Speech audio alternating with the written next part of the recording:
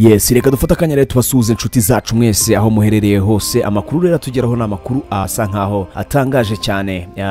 Umuhanzi rero wamenyereye kwizina igisupu Nsengiyumva François yatawe muri yombi. Nsengiyumva François wamamaye cyane mu muziki nk'iyitwa igisupu yatawe muri yombi akurikiranweho ibyaha bibiri byo gusambanya umwana w'umukobwa w'imyaka 13 n'icyo gukoresha umwana imirimo ivunanye aho yari yaramugize nk'umukozi wo mu rugo. Urwego rw'ubugenzacyaha RIB rwatangaje ko uyu mugabo yatawe muri yombi kuri uyu wa gatanu tariki ya 30 Kamena 2021. Umuvugizi wa RIB yabwiye igihe.com dukesha iyi nkuru ko ibyaha Nsengiyumva kurikiranweho yabikoreye mu mudugudu wa Rubaya Kagari ka Rubona umurenge wa Kiziguru mu karere ka Gatsibo ku wa 18 Kamena 2021. Yakomeje agira ati amaze kumenya ko byamenyekanye yakomeje kugenda yihishahisha aza gufatirwa kiramuruzi. RIB yibukije abaturarwanda ko itazihanganira uwo ari we wese uzafatwa akora icyaha cyo gusambanya umwana muto no kumukoresha imirimo ivunanye. Umuvugizi wa RIB yakanguriye abantu gukomeza kubyirinda kuko ari ibyaha bihanwa n'amategeko. Yakomeje agira ati turashimira abaturage ubufatanye bagaragaje batanga amakuru kugira ngo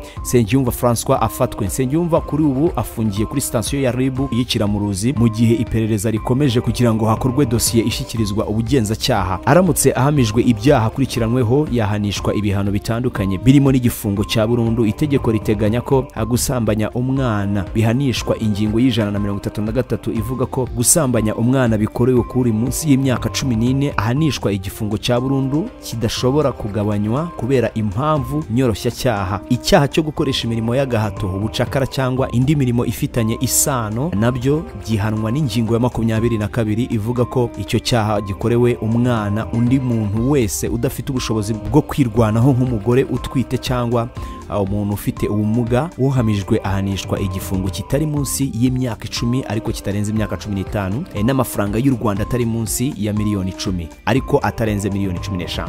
Nsengiyumva François yamamaye mu ndirimbo zitandukanye zirimo Maria Jeanne yamenyekanye nk'igisupu, icange na n'indirimbo yitwa Rwagitima. Mu mwaka wa 2009 nibwo yatangiye gucuranga umuduri nk'umwuga akajya azenguruka mu masoko no mu tubari dutandukanye mu ntara y'Iburasirazuba. Avuka mu murenge wa Kiramuruzi ho mu karere ka Gatsibo. Amakuru twabagezagaho yarayo ngayo. Murakoze cyane, mukomeze mukore subscribe ku nkuru nyinshi tubagezaho. Murakoze.